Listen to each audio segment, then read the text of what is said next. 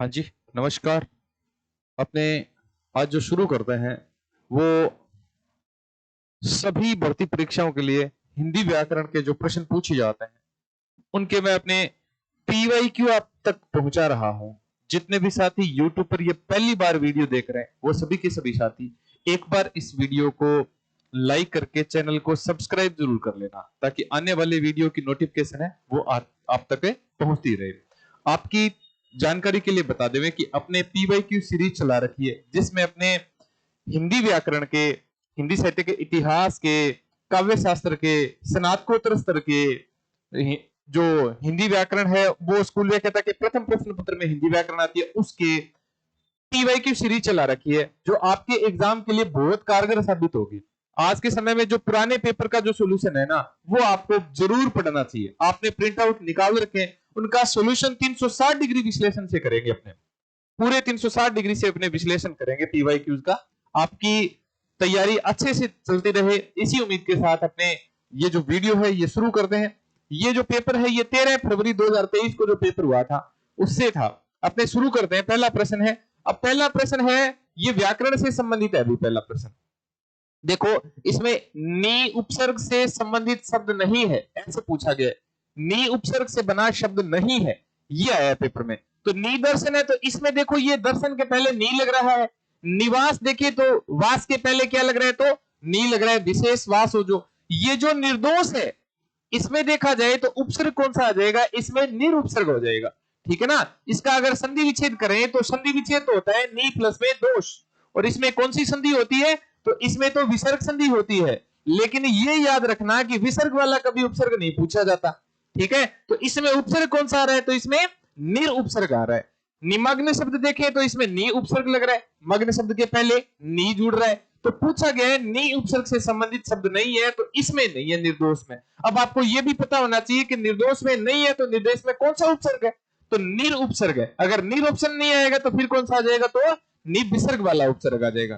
ठीक है, अगला ऑप्शन है कि किस विकल्प में परा उपसर्ग से संबंधित शब्द है। ये जो परा उपसर्ग है ये बहुत बार स्कूल व्याख्याता के प्रथम प्रश्न पत्र में और आरपीएससी के हर, वैसे तो देखा जाए तो आरपीएससी के हर पेपर में ये परा वाला प्रश्न है, ये बहुत बार पूछा जा रहा है। तो इसमें जो परा उपसर्ग से निर्मित शब्द है वो है परामर्श, पराभव। वैसे तो मैंने आपको पीछे जो पीवाईक्यू करवाए थे उसमें करवाए ये शब्द लिखवाए हुए, पराकाष्ठा, पराजय, पराक्रम, ये ऐसे हैं जिनमें उपसर्ग कौन सा लग रहा है, तो इसमें परा उपसर्ग लग रहा है। ठीक है ना। तो इस परामर्श में कौन सा उपसर्ग है, तो परा उपसर्ग है। पर प्लस में अधीन, पर प्लस में अर्थ, पर प्लस में अयन से मिलकर प्राण बन जाएगा। ठीक है, तो इसमें उत्तर कौन सा होगा, उत्तर नंबर 3 होगा, जो बहुत ही महत्वपूर्ण उदाहरण है भाई। ये जो परा वाला है ना इसको अच्छे से देख लेना, ये बहुत महत्वपूर्ण उदाहरण है भाई आपके लिए बहुत ही महत्वपूर्ण उदाहरण है जो आपके पेपर में सीधा सीधा इसका प्रश्न पूछा जाएगा। अपने आगे बढ़ते हैं।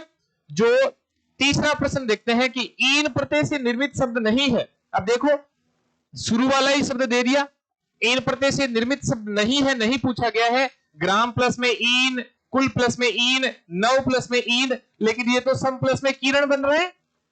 इसमें तो देखा जाए तो इसमें क्या है, तो इसमें उपसर्ग है और उपसर्ग भी कौन सा आ रहा है, तो सम उपसर्ग आ रहा है। ठीक है ना, कौन सा उपसर्ग आ रहा है, तो सम उपसर्ग आ रहा है। पूछा गया ईन उपसर्ग से निर्मित शब्द नहीं है तो कौन सा नहीं है, तो संकीर्ण शब्द आ जाएगा। ठीक है ना, संकीर्ण में उपसर्ग नहीं है बल्कि सॉरी प्रत्यय नहीं है बल्कि क्या लग रहा है, तो इन प्रत्यय न होकर क्या लग रहा है, तो उपसर्ग लग रहा है। अभी कौन सा उपसर्ग लग रहा है, तो याद रख लेना सम उपसर्ग लग रहा है। अगला जो उदाहरण है वो है कि निम्न में से तदितांत शब्द नहीं है। तदितांत शब्द वो होते हैं जो संज्ञा के, सर्वनाम के या फिर विशेषण के अंत में लगते हैं।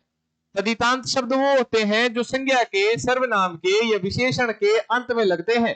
उन्हें क्या कहा जाता है, उन्हें तदितांत कहा जाता है। अब ये देखो चतुर है, चतुर तो विशेषण होता है। ये तो है चाचा, ये चाचा जातिवाचक संज्ञा होती है। ये भी है मिठास, मिठास शब्द किससे मिलकर बना है, मीठा, तो मीठा ये भी विशेषण होता है। लेकिन ये देखो ये तो बिड़ना शब्द से मिलकर बना है। बिड़ना के क्या लग रहा है, तो अंत प्रत्यय लग रहा है। ठीक है ना, तो ये उत्तर हो जाएगा। ठीक है ना, तदितांत शब्द से मिलकर कौन सा शब्द नहीं बना है, तो कौन सा नहीं बना है, तो कौन सा नहीं बना है, बिड़ंत नहीं बना है।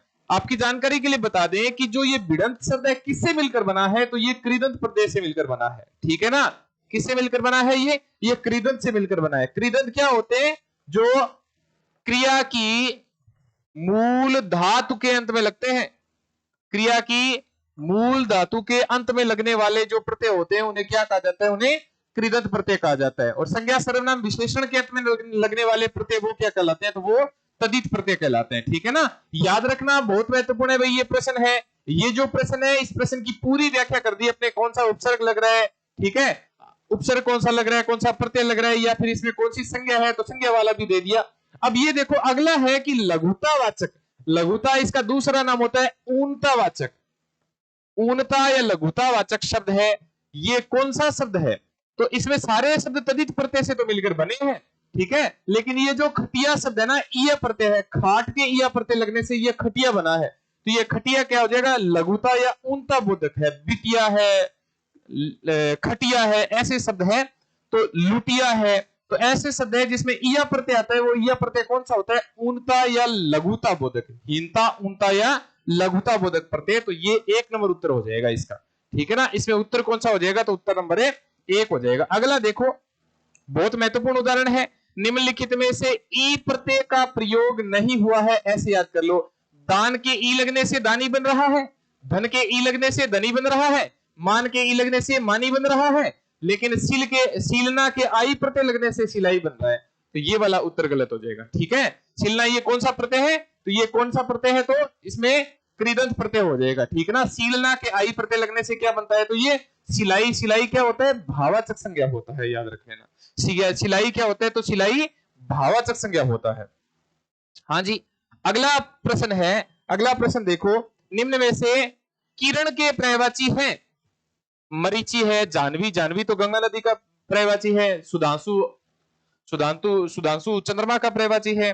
प्रभा चमक का पर्यायवाची है। मंदाकिनी नदी का, गंगा नदी का पर्यायवाची है। मृगांक चंद्रमा का पर्यायवाची है। उदक रजनीचर, रजनीचर चोर राक्षस उल्लू का पर्यायवाची है। भास्कर सूर्य का पर्यायवाची है। अंशु, रश्मि और कर ये वाले हैं। ठीक है ना, अस्तु, रश्मि और कर। तो इसमें साथ में कौन सा उत्तर हो जाएगा, तो साथ में 2 नंबर उत्तर हो जाएगा। अंशु, रश्मि और कर ये वाला उत्तर है। ये किसके पर्यायवाची होते हैं, तो ये किरण के पर्यायवाची होते हैं।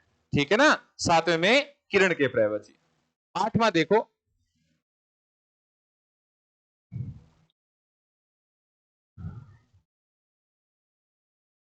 8वां है विबुद्ध शब्द निम्न में से किसका पर्यायवाची, याद रख लेना। विबुद्ध किसका पर्यायवाची होता है, तो विबुद्ध देवता का पर्यायवाची है भाई। ठीक है ना, विबुद्ध किसका पर्यायवाची है, तो विबुद्ध देवता का पर्यायवाची है। ठीक है, विहंग का अर्थ पक्षी होता है, विशिक का अर्थ बाण होता है, याद कर लेना। विशिक का क्या अर्थ होता है, तो विशिक का अर्थ बाण होता है। तो उत्तर कौन सा सी हो जाएगा, तो उत्तर नंबर 3 सी हो जाएगा इसमें। अगला देखो, रस्सी का पर्यायवाची नहीं है। देखो रस्सी का पर्यायवाची नहीं है। गुण होता है रस्सी का पर्यायवाची, रज्जु होता है, गुण बिनु बूंद न देही होता है ना, बलिहारी निरपकूप की गुण बिनु बूंद न देही। डोर भी होता है, रसज्ञा नहीं होता। रसज्ञा तो वो होता है जो रस को जानने वाले, वो रसज्ञा होता है। रस्सी अलग चीज होता है, रसज्ञा अलग चीज होता है। ठीक है, तो ये वाला उत्तर है, ये इसमें माना जाएगा। रसज्ञा है वो पर्यायवाची रस्सी का नहीं होता भाई। ठीक है, रसज्ञा है वो रस्सी का पर्यायवाची नहीं होता। 2 नंबर ऑप्शन हो जाएगा, बहुत महत्वपूर्ण है। अगला देखो, कौन सा शब्द है वो चंद्रमा का पर्यायवाची नहीं है। मृगांक अभी तो आया है। इंदु, इंदु का अर्थ चंद्रमा होता है। विदु का मतलब भी चंद्रमा होता है। ठीक है, भानु का मतलब सूर्य होता है। ये जो कुंतल है, कुंतल का मतलब तो बाल होते हैं, या फिर क्या होता है, तो केस होते हैं। तो 10वें में क्या हो जाएगा, तो 10वें में 4 नंबर उत्तर हो जाएगा। कुंतल, कुंतल का मतलब है बाल या फिर केश होते हैं। ठीक है, बाकी तीनों के तीनों पर्यायवाची किसके, तो चंद्रमा के पर्यायवाची है भाई। याद कर लेना किसके पर्यायवाची है, तो चंद्रमा के पर्यायवाची है, जो बहुत ही महत्वपूर्ण उदाहरण है। अगला देखो, विलोम की दृष्टि से सुमेलित विकल्प नहीं है। अब देखो, अधिकृत और अनधिकृत ये तो सही है। आदि और अंत ये भी सही है। प्रबल का अर्थ होता है ताकतवर और सबल का अर्थ होता है ताकतवर, ये तो गलत है, दोनों ही गलत है। निर्बल का सबल होता है, ये गलत है। अदृश्य का दृश्य होता है, ये बिल्कुल सही है। तो इसमें ऑप्शन कौन सा हो जाएगा, ऑप्शन नंबर 3 हो जाएगा इसमें। ठीक है ना, तो विलोम शब्द की दृष्टि से कौन सा विकल्प सही नहीं है, तो ये 3 नंबर वाला ऑप्शन है, ये सही नहीं है भाई, ठीक है ना। ये 3 नंबर वाला विकल्प है, ये सही नहीं है। अगला है रित का विलोम शब्द। रित का विलोम शब्द होता है अनरित। रित का मतलब खाली, अनरित का मतलब भरा हुआ, ठीक है। सत्य सरल सोच नहीं होता, रित का विलोम शब्द होता है अनरित। इसमें उपसर्ग कौन सा लग रहा है, याद रख लेना, इसमें अन उपसर्ग लग रहा है। ये अन उपसर्ग लग रहा है, आ सकता है आपके पेपर में। इसमें कौन सा उपसर्ग लग रहा है, तो इसमें अन उपसर्ग लग रहा है, वो भी हलंत वाला उपसर्ग लग रहा है, ठीक है ना। कौन सा उपसर्ग लग रहा है, तो हलंत वाला। ये भी याद रखना, हलंत वाला उपसर्ग है। हाँ जी। अगला जो 13वां प्रश्न है वो है, देखो कि कौन सा विलोम शब्द युग्म है वो गलत है। कौन सा विलोम शब्द युग्म गलत है, देखो सूरता बीरुता। बीरुता मतलब कायरता, रिजु का मतलब टेढ़ा, सॉरी रिजु का मतलब सरल या सीधा, और वक्र का मतलब टेढ़ा। ये भी पर्यायवाची है, सॉरी विलोम शब्द है ये भी सही है विलोम शब्द, सरल और टेढ़ा।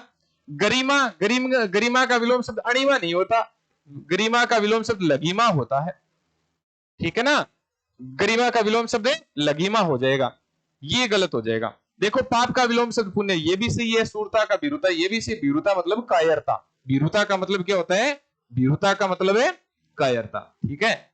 शौर्य, बीरु, शौर्य मतलब है, शौर्य का विलोम शब्द कायरता। देखो सूरता विलोम शब्द है बीरुता, सही है। रिजु वक्र सही है, पाप पुण्य सही है। गरिमा का विलोम शब्द क्या हो जाएगा, लघिमा हो जाएगा। स्क्रीनशॉट ले लेना, इनको जरूर याद कर लेना। आपको अच्छी तरीके से विश्लेषण कर रहा हूं, इसका मतलब ये है कि गलत मत कर देना भी।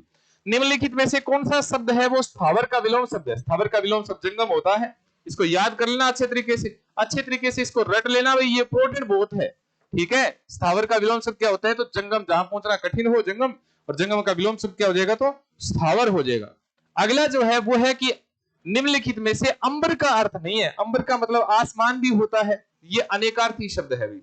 ये स्कूल व्याख्याता प्रथम प्रश्न पत्र की तैयारी करने वाले, असिस्टेंट प्रोफेसर की तैयारी करने वाले, या फिर स्कूल व्याख्याता सेकंड प्रश्न पत्र की सेकंड ग्रेड के लिए, थर्ड ग्रेड के लिए, रीट प्री के लिए, या फिर देखा जाए तो राजस्थान एसआई के लिए, पटवार, हर एग्जाम के लिए महत्वपूर्ण है ये अनेकार्थी शब्द। अंबर का अर्थ नहीं है, ये पूछा गया। अंबर का अर्थ नहीं है तो पवन नहीं है भी, हवा नहीं होता अंबर का अर्थ, ठीक है। हवा नहीं होता, खग जरूर होता है। पवन को अपने खग जरूर बोलते हैं। खग क्यों बोलते हैं पवन को, क्योंकि ख में गमन करने के कारण, ख में गमन करने के कारण इसको पवन को क्या बोला जाता है, खग बोला जाता है। आप सोच रहे होंगे कि खग तो सिर्फ पक्षियों को बोला जाता है, नहीं, भी पक्षियों को नहीं बोला जाता, बाण को भी बोला जाता है, सूर्य को भी बोला जाता है, चंद्रमा को भी बोला जाता है, हवा को भी बोला जाता है। हाँ जी। मोर, सांप, बादल, निम्न में से किसके अर्थ है, ये उदाहरण करवाता हूं मैं आपको। सारंग ले सारंग चल्यो, सारंग पूग्यो आए,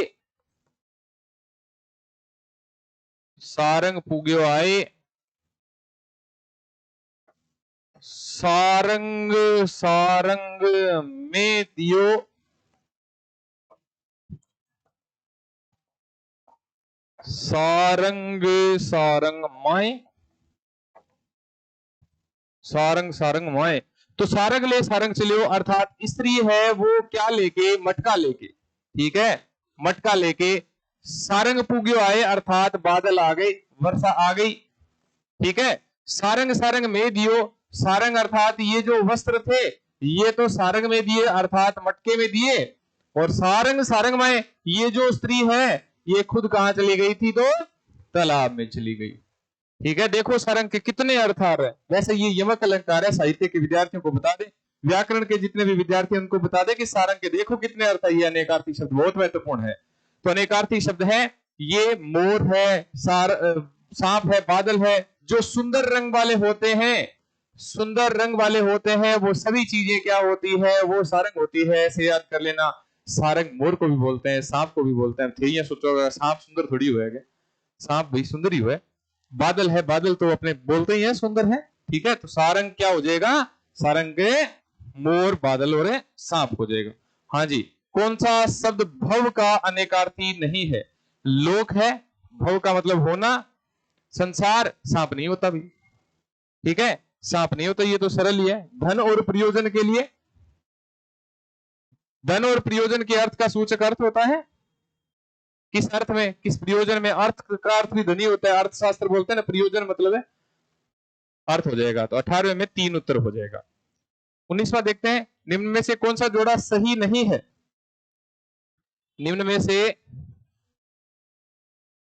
कौन सा जोड़ा है वो सही नहीं है, ये पूछा गया है। अंश का अर्थ भाग होता है, अंश का मतलब कंधा होता है, बिल्कुल सही है। अगम का मतलब शास्त्र, और आगम का अर्थ जहां न पहुंचा जा सके, ये गलत है भाई। अगम का एक अर्थ जहां पहुंचा न जा सके वो अगम होता है, ठीक है। जंगम भी बोल सकते हैं उसको, दुर्गम भी बोल सकते हैं उसको, ये वाला ऑप्शन है, ये गलत हो जाएगा। द्वीप का अर्थ, सॉरी, द्वीप का अर्थ दीपक होता है, द्वीप का अर्थ टापू होता है। अगर ये द्वीप आ जाए ना, तो द्वीप, जो द्विज शब्द बनता है, द्वीप का मतलब हाथी होता है भाई, याद रख लेना। द्वीप का मतलब क्या होता है? हाथी होता है। अली का मतलब भौरा, ठीक है। ये जो दोनों शब्द है, इसके अलावा मैंने तीसरा शब्द भी लिखवा दिया आपको। हाँ जी, अली का मतलब भौरा और अली का मतलब है सखी होता है, ये भी बिल्कुल सही है। तो इसमें उत्तर कौन सा हो जाएगा? उत्तर नंबर 3 हो जाएगा, जो बहुत ही महत्वपूर्ण उदाहरण है भाई, ठीक है ना, महत्वपूर्ण उदाहरण है। अगला देखते हैं, आदि और आदि का अर्थ। ये जो आदि होता है, इस आदि का मतलब क्या होता है? आरंभ। और इस आदि का मतलब होता है अभ्यस्त या फिर लती, जिसको लत लग जाए ना, वो आदि होता है, ठीक है। अपने बोलते हैं ना आदि, इसका अर्थ होता है मानसिक पीड़ा, ठीक है। इसका अर्थ क्या होता है? आदि का मतलब है मानसिक पीड़ा। अगर आ जाए व्याधि, तो इसका मतलब होता है, इसका मतलब होता है शारीरिक पीड़ा, ठीक है ना। व्याधि का मतलब क्या होता है? तो व्याधि का मतलब है शारीरिक पीड़ा होता है। आदि का मतलब क्या होता है? तो आदि का मतलब है मानसिक पीड़ा होता है। इस आदि का मतलब आरंभ होता है, इस आदि का मतलब, आदि का मतलब है अभ्यस्त या फिर लती होता है। लत जिसको लग जाए वो आदि होता है। कहता ना शराब का आदि, आदि मतलब है जिसको लत लग जाए वो आदि होता है।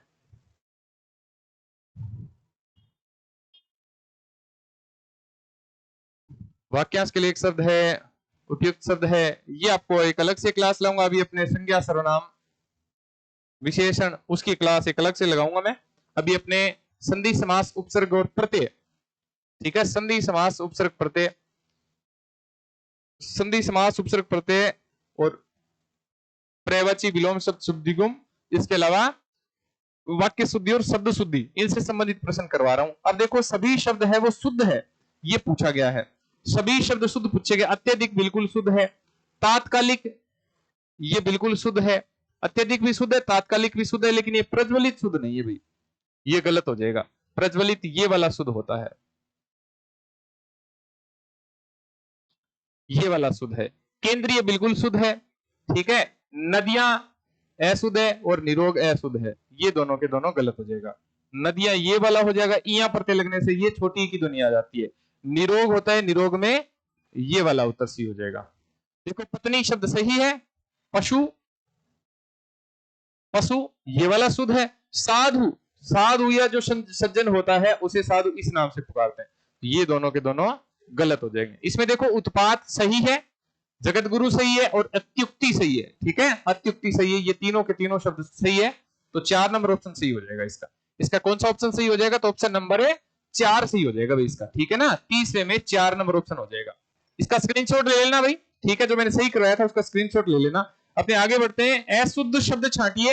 अब देखो, ऐतिहासिक शब्द है, ये बिल्कुल शुद्ध है। जगन्नाथ है, ये बिल्कुल शुद्ध है। ये छत्र छाया, ये भी बिल्कुल शुद्ध है। अगर देखा जाए तो तदोप्रांत ये अशुद्ध है भाई, तदोप्रांत नहीं होता, ये तो तदुपरांत होता है, ठीक है। एक तो तदुपरांत शब्द याद कर लेना, एक सदुपदेश शब्द याद कर लेना। सदोपदेश नहीं होता, बल्कि क्या होता है? ये सदुपदेश होता है। दोनों के दोनों शब्द महत्वपूर्ण है, लिख लेना अपने रजिस्टर में, याद कर लेना, आपके एग्जाम के लिए बहुत महत्वपूर्ण है भाई। अगला अपने देखते हैं कि किस समूह में सभी शब्द है वो अशुद्ध है। सभी शब्द अशुद्ध पूछे गए हैं। उज्जवल, या ये अशुद्ध आ गया, उज्जवल वाला, तो उज्जवल तो ये शुद्ध होता है। ये द्वंद्व सही है, स्रोत सही है, ये मध्याह्न भी सही है, ये स्वास्थ्य सही है, ये उपलक्ष्य, ठीक है, उपलक्ष्य नहीं होता, ये उपलक्ष्य होता है, उपलक्ष्य, ठीक है, ये उपलक्ष्य, ये वाला आ जाएगा। ज्योत्सना, सदोपदेश, ये देखो सदोपदेश में नहीं है, सदुपदेश लिखवाया, आ भी गया, ये श्रृंखला, ये तीनों के तीनों अशुद्ध है भाई। हाँ जी, बांसुरी ठीक है, बांसुरी में तो ये चंद्रबिंदु आएगा, सन्यासी में ये अनुस्वार हो रहेगा, चांद बिल्कुल सही है, तो ये दोनों गलत हो जाएंगे। अब जो ये ज्योत्सना शब्द है, ये ज्योत्सना शब्द ऐसे लिखा जाता है भाई, ठीक है। ये सदुपदेश मैंने लिखवाई दिया, सदुपदेश ऐसे बनता है। ये जो श्रृंखला होता है, ये श्रृंखला ऐसे लिखा जाता है, श्रृंखला है ये, श्रृंखला ऐसे शब्द लिखा जाएगा। श्रृंखला सह सलजम के रे नहीं लगता बल्कि री की ध्वनि लगती है। ये सह सलजम के रे लगने के कारण श्रृंखला है, ये तो श्रृंखला नहीं होता, ये श्रृंखला होता है। तो 32 में क्या हो जाएगा, तो 32 में 3 नंबर ऑप्शन हो जाएगा। इसका स्क्रीनशॉट जरूर ले लेना, जो आपके एग्जाम के लिए बाद में बहुत काम आएगा भाई, ठीक है ना। ये आपके एग्जाम में बहुत ही काम आएगा भाई, बहुत काम आएगा ये। हाँ जी, अपने आगे बढ़ते हैं। 32 के बाद में 33 नंबर पे चलते हैं।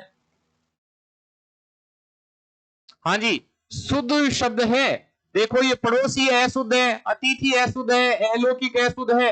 अनसूया, अनसूया का मतलब होता है असूया रहित। अन्य और अन्य शब्द के क्या लग रहा है, असूया लग रहा है। असूया का मतलब होता है ईर्ष्या। क्या होता है असूया का मतलब है, असूया का मतलब ईर्ष्या होता है। इसमें कौन सा उपसर्ग लग रहा है, अन उपसर्ग लग रहा है। ये बिल्कुल सही है भाई। ये जो अतिथि शब्द है, तो जिसके आने की कोई तिथि नहीं होती वो क्या होता है, अतिथि होता है। तो अतिथि तो ऐसे शुद्ध होता है। पड़ोसी होता है, तो पड़ोसी में तो एक मात्रा आती है भाई, पड़ोसी में एक मात्रा आती है पड़ोसी में। अलौकिक शब्द है, देखो अलौकिक शब्द है, इसमें 2 मात्राएं आती है। अलौकिक में 2 मात्राएं आती है, अलौकिक में 2 मात्राएं आती है लौकिक के ऊपर, ठीक है, ल के ऊपर 2 मात्राएं आती है। तो ये भी शुद्ध हो जाएगा, जिसका शुद्ध रूप ये है। पड़ोसी का शुद्ध रूप ये है और अतिथि का शुद्ध रूप है ये है। अनसूया ये बिल्कुल शुद्ध है भाई, अनसूया बिल्कुल शुद्ध है। अगला देखो, अशुद्ध शब्द है, भविष्य ठीक है, आगामी ठीक है, औचित्य ठीक है, लेकिन धीरोदात, धीरोदात ये होता है, धीरोदात एक तय लगने के कारण ये अशुद्ध बन गया। एक तय लगने के कारण शुद्ध बन। धीर और उदात ये नायक के नियम होते हैं, ठीक है ना, सॉरी नायक के प्रकार होते हैं।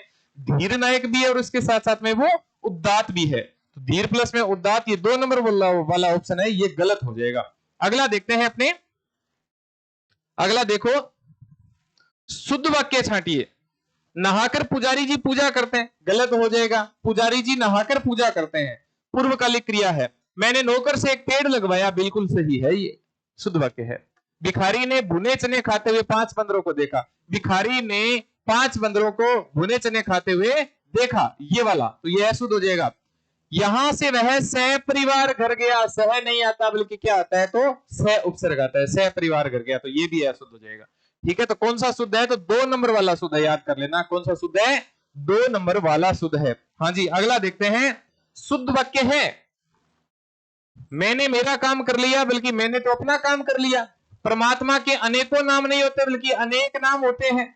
साहित्य और समाज का घोर संबंध नहीं होता बल्कि घनिष्ठ संबंध होता है भाई। कौन सा संबंध होता है, तो घनिष्ठ संबंध होता है, तो ये भी अशुद्ध हो जाएगा।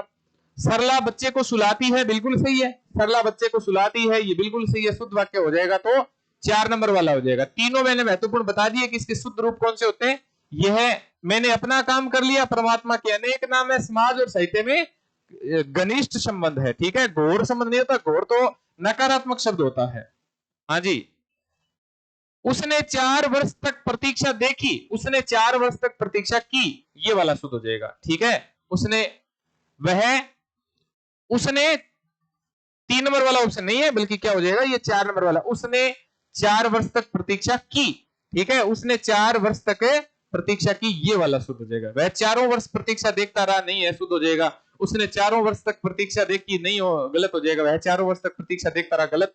उसने 4 वर्ष तक प्रतीक्षा की, ये वाला शुद्ध हो जाएगा। अगला देखो, निम्न में से शुद्ध वाक्य है, एक दूध का गिलास दो, ये तो दूध का एक गिलास दो। उसकी बुद्धि बड़ी विशाल है, उसकी बुद्धि बड़ी तत्पर है, ठीक है, ठीक है। या फिर कुशाग्र है, कुशाग्र है, उसकी कुशाग्र बुद्धि है, या उसकी बुद्धि बड़ी तत्पर है, ये हो जाएगा। वह क्रोध से भरकर बोला, ठीक है, वह क्रोध में भरकर बोला, ठीक है, भरकर नहीं होता वह, बल्कि वह तो क्रोध में बोला। हवा ठंडी बह रही है, देखो शुद्ध वाक्य पूछा गया है, हवा ठंडी बह रही है, ये तो है, शुद्ध हो जाएगा। देखो देखो देखो देखो भाई, देखो देखो, वह क्रोध से भरकर बोला, ये तो बिल्कुल सही है, लेकिन ये देखो ठंडी हवा बह रही है, ये अशुद्ध हो जाएगा। इसमें तो दोनों है, वो क्रम भंग संबंधी शुद्धि है, तो शुद्ध वाक्य तो इसमें 3 नंबर वाला हो जाएगा। 38 में कौन सा उत्तर होगा, तो 38 में 3 नंबर वाला उत्तर हो जाएगा। वह क्रोध से भरकर बोला, बिल्कुल सही है, क्रोध से भरकर बोला, ठीक है, क्रोध से या फिर के द्वारा, ठीक है, क्रोध से या फिर के द्वारा। अपने अगला देखते हैं, अगला प्रश्न है वो है अपने व्याकरण के प्रश्न कर रहे हैं। तो व्याकरण का प्रश्न एक आया है कि अनल और अनिल का अर्थ। अनल का मतलब अग्नि होता है, अनिल का मतलब हवा होता है। तो कौन सा उत्तर हो जाएगा, 2 नंबर उत्तर हो जाएगा, ठीक है। अनल का मतलब अग्नि या आग होता है, अनिल का मतलब है हवा होता है भाई, ठीक है। एक प्रश्न अपने, हाँ जी, ये देवेश्वर इंपॉर्टेंट उदाहरण भाई, ठीक है, ये देवेश्वर्य है। ये जो इसका संधि विच्छेद हो रहा है ना, वो देवी प्लस में ऐश्वर्य से मिलकर ये देवेश्वर्य बन रहा है। ये कौन सी संधि के तहत बन रहा है, ये यण स्वर संधि के तहत बन रहा है भाई। कौन सी संधि के तहत बन रहा है, यण स्वर संधि के तहत। इसमें क्या हो रहा है, इसमें बड़ी ई के बाद में एस मान स्वर आ रहा है। ये देखो ये क्या है, तो ये एस मान स्वर है। बड़ी ई के बाद में क्या आ रहा है, तो एस मान स्वर आ रहा है, ठीक है। तो एस मान स्वर आने के कारण देवी प्लस में ऐश्वर्य, तो ये वाला उत्तर सही हो जाएगा, 1 नंबर वाला, ठीक है ना।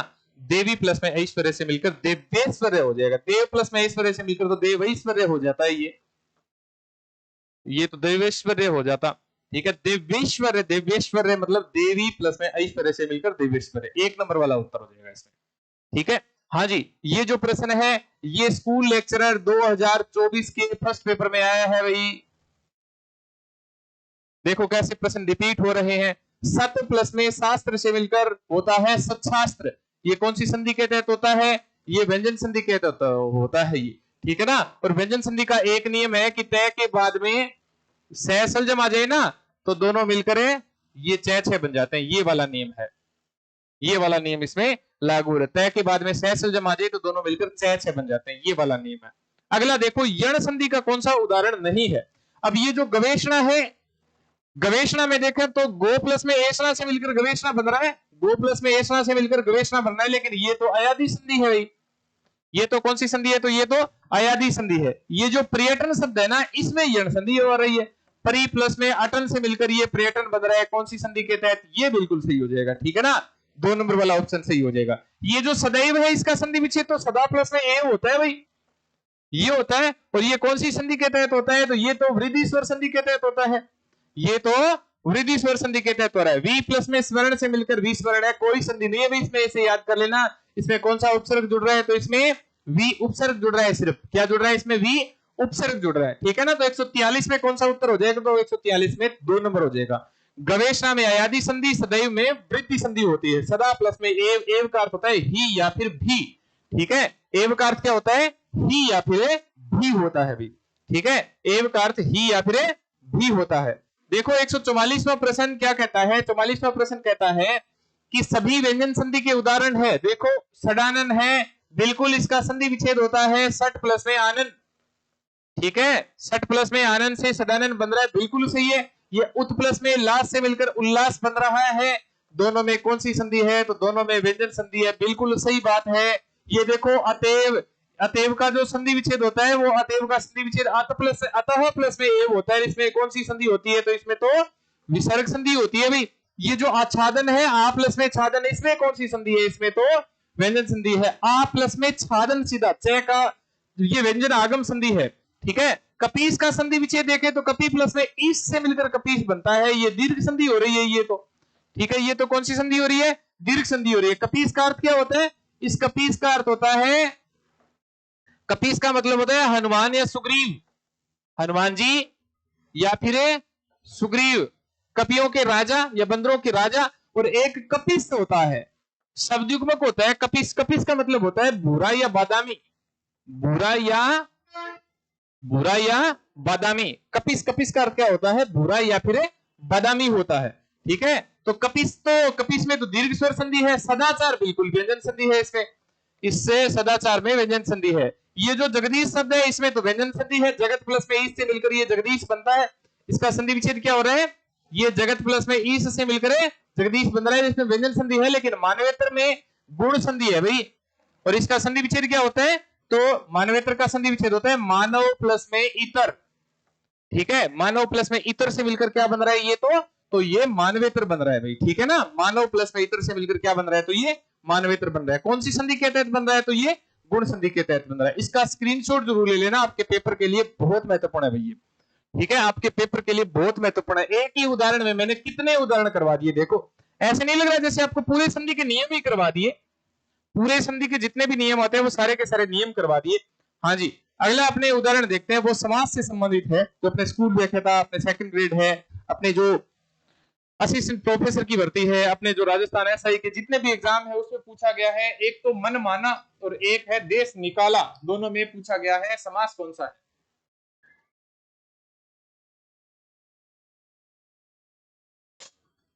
दोनों में समास पूछा गया, कौन सा समास है, देखो तो मन से मानना, मन द्वारा या मन से मानना, ठीक है, तो इसमें तो करण तत्पुरुष समास है। देश निकाला, अब देश से निकालना, देश निकालना अब इसमें अलग होने के अर्थ में है, तो अलग होने के अर्थ के कारण इसमें तत्पुरुष समास है। तो कौन सा ऑप्शन हो जाएगा, एक नंबर ही ऑप्शन हो जाएगा, जो बहुत ही महत्वपूर्ण है भाई, ठीक है ना, बहुत महत्वपूर्ण है, ये बहुत ज्यादा महत्वपूर्ण। हाँ जी,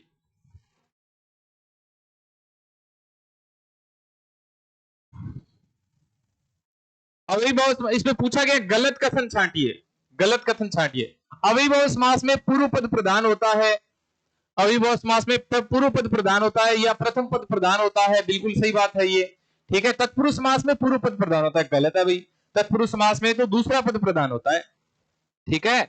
कौन सा पद प्रधान होता है, तो दूसरा पद प्रधान होता है। द्वंद्व समास में दोनों पद प्रधान होते हैं या फिर उभय पद प्रधान होते हैं, ये बिल्कुल सही बात है। देखो बहुरी समास में कोई पद प्रधान नहीं होता, इसमें तीसरा पद प्रधान होता है या कोई अन्य पद प्रधान होता है। कहने का मतलब है कि बहुरी समास में ना तो प्रथम पद प्रधान होता और ना ही द्वितीय पद प्रधान होता, अर्थात पहला या दूसरे में से कोई पद प्रधान नहीं होता, बल्कि कौन सा पद प्रधान होता है, तीसरा या फिर अन्य पद प्रधान होता है, ठीक है। ये भी सही है, तो कौन सा उत्तर गलत हो जाएगा, तत्पुरुष समास वाला उत्तर गलत हो जाएगा, ठीक है। इसमें पूर्व पद प्रधान होता है, बल्कि उत्तर पद प्रधान होता है इसमें। दूसरा आके इसमें यह भी पूछा जा सकता है, कौन सा पद प्रधान होता है, तो इसमें उत्तर पद प्रधान होता है, ठीक है ना। तो इसमें 2 नंबर वाला उत्तर हो जाएगा। हाँ जी, 147वां देखो, निम्न में से सुमेलित विकल्प नहीं है, सुमेलित विकल्प नहीं है। अविभाव समास भर है, भरा पेट, ठीक है, और यथाशक्ति के अनुसार ये बिल्कुल सही है। तत्पुरुष समास सीताराम और भाई बहन, तत्पुरुष समास नहीं होता सीताराम और भाई बहन में, इसमें तो कौन सा समास होता है, इसमें तो द्वंद्व समास होता है, ये वाला ऑप्शन गलत है। देखो त्रिभुवन, ये उपसर्ग संख्यावाची लग रहा है, पंचवटी ये पंच संख्यावाची लग रहा है, तो द्विगु समास होता है। अगर पंचवटी में आ जाए तो पंचवटी में बहुरी समास भी होता है, लेकिन ऑप्शन आने पर बहुरी समास भी माना जा सकता है। चतुर्भुज है, ये चतुर्भुज किसका पर्यायवाची होता है, तो चतुर्भुज विष्णु को बोलते हैं। जितेंद्रिय जिन्हें इंद्रियों को जीत लिया, ये भी विष्णु का पर्यायवाची है, ठीक है ना। तो इसमें ये बहुरी समास ये भी सही है, तो कौन सा ऑप्शन गलत हो जाएगा, तो ऑप्शन नंबर 2 गलत हो जाएगा इसमें, ठीक है ना। ऑप्शन नंबर 2 है वो गलत माना जाएगा। हाँ जी, अगला देखते हैं 148वां, समासिक पद तत्पुरुष समास के हैं, ठीक है।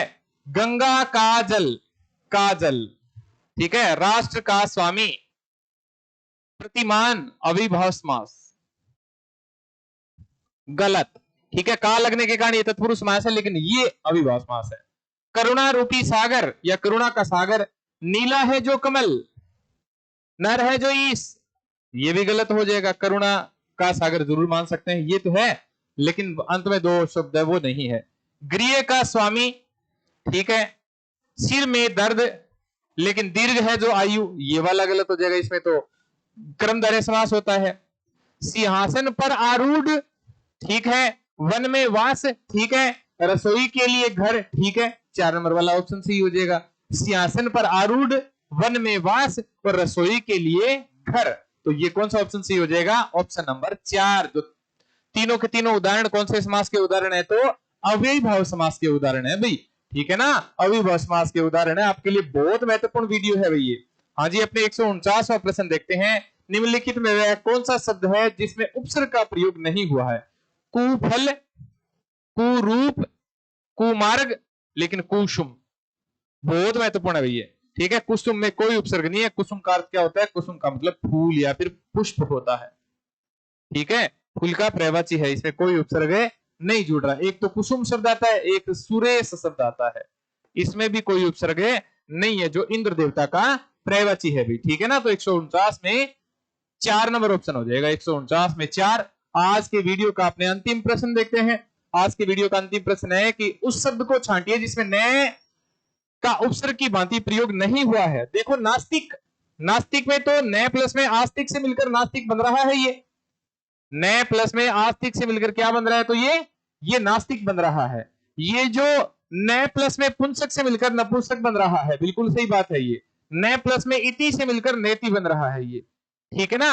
न प्लस में इति से मिलकर क्या बन रहा है, तो ये नेति बन रहा है। न प्लस में आस्तिक से मिलकर क्या बन रहा है, तो ये नास्तिक बन रहा है। ठीक है ना, न प्लस में आस्तिक से मिलकर क्या बन रहा है, तो ये नास्तिक बन रहा है। न प्लस में पुंसक से मिलकर क्या बन रहा है, तो ये नपुंसक बन रहा है। ठीक है ना, और न प्लस में इति से मिलकर नेति बन रहा है। ये कौन सी संधि के तहत बन रहा है, ये गुण स्वर संधि के तहत बन रहा है।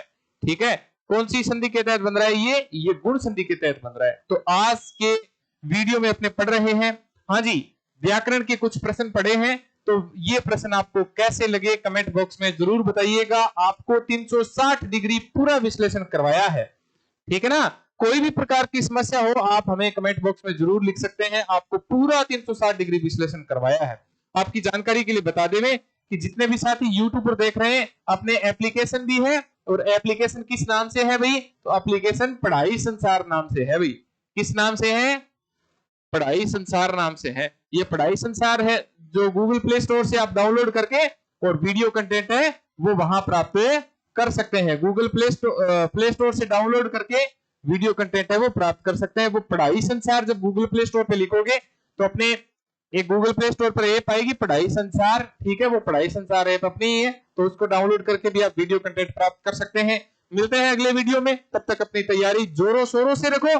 ठीक है, आपका चयन निश्चित है, आप अपनी तैयारी को अंतिम रूप देना चाहो। ठीक है ना, धन्यवाद, मिलते हैं अगले वीडियो में।